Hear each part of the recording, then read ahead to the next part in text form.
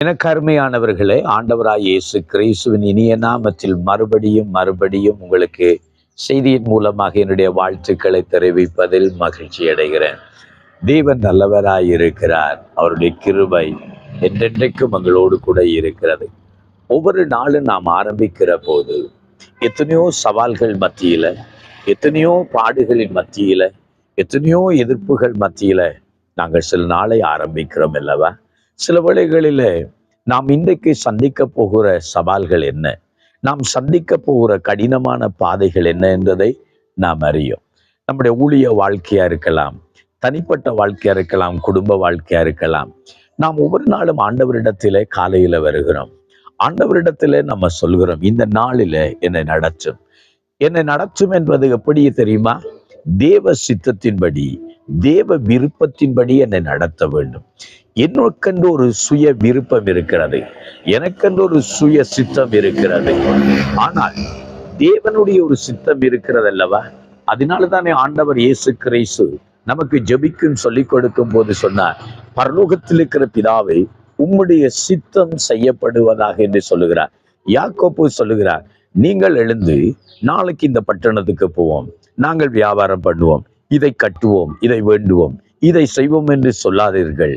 ஆண்டவருக்கு சித்தமாயிருந்தால், நாங்கள் உயிரோடு இருந்தால் நாளைக்கு இந்த காரியத்தை செய்வோம், இதை நிறைவேற்றுவோம் என்று சொல்லுங்கள் என்று சொல்கிறார். ஆம், எனக்கு அருமையானவர்களே, நம்முடைய வாழ்க்கையில ஆண்டவருடைய விருப்பம் நிறைவேற, ஆண்டவருடைய சித்தம் நிறைவேற நம்முடைய வாழ்க்கையை அர்ப்பணிக்க வேண்டும். ஒவ்வொரு நாளும் நான் காலையில எழுந்தவுடனே இவ்வண்ணமான ஒரு ஜெபத்தை செய்யலாமே. சங்கீத புஸ்தகம் 143வது சங்கீதம் 10வது வசனத்துல சங்கீதக்காரன் இப்படி சொல்லுகிறான், உமக்கு பிரியமானதை செய்ய எனக்கு போதித்தருளும். உமக்கு பிரியமானதை இன்றைக்கு நான் செய்ய, இப்பொழுது நான் செய்ய எனக்கு போதித்தருளும்.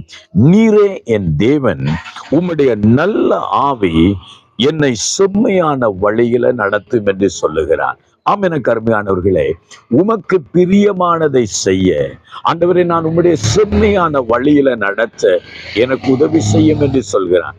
இந்த நாளிலும் நீங்கள் இந்த ஜெபத்தை செய்யுங்கள். ஒரு வேளையில நீங்கள் கடந்து போகிற ஒரு பாதை இருக்கிறது, வழி இருக்கிறது, இல்லாட்டி சவால்கள் இருக்கிறது. ஆனால் ஆண்டவருடைய சித்தத்தின்படி நாம் அந்த பாதைகளுக்கூட கடந்து செல்வோமா இருந்தால் நமக்கு ஜெயத்தை கொடுப்பார். ஆகவேதான் என் சித்தம் அல்ல, உம் சித்தம் என் வாழ்வில் நிறைவேற, உமக்கு பிரியமானதை நான் செய்ய, ஆண்டவர் உம்முடைய நல்ல ஆவி என்னை நடத்தட்டும், செம்மையான வழியில இன்றைக்கும் நடத்தும் என்று நீங்கள் சொல்லுவீர்களாயிருந்தால் இந்த நாளை உங்களை கரம் பிடித்து தெய்வம் நடத்தி செல்ல வல்லவராயிருக்கிறார். ஜெபம், எங்களை நேசிக்கிறங்கள் தகப்பனே, இந்த அருமையான வேளையிலும் உம்முடைய பிள்ளைகள் வாழ்க்கையில கர்த்தர் கூட இருந்து செம்மையான வழியில நடத்தி செல்ல வேண்டும் என்று ஜெபிக்கிறேன். உம்முடைய பிள்ளைகள் இடதுபுறம் வலதுபுறம் சாயாமல் உம்முடைய வழிகளில் நடந்து வர பரிசுத்த ஆவியானவர் இன்றைக்கு உமக்கு பிள்ளைகளுக்கு உதவி செய்யும். உம்முடைய சித்தப்படி உம்முடைய பிள்ளைகள் வாழ, உம் விருப்பங்களை நிறைவேற்ற ஆண்டவரே நீர் உதவி செய்யும்.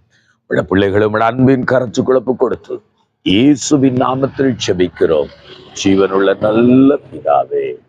ஆமென், ஆமென், ஆமென். எனக்கு அருமையானவர்களே, இந்த நாளிலும் கர்த்தர் சித்தம் உங்கள் வாழ்வில் நிறைவேற ஆண்டவர் உங்களை ஆசீர்வதிப்பார். God bless you.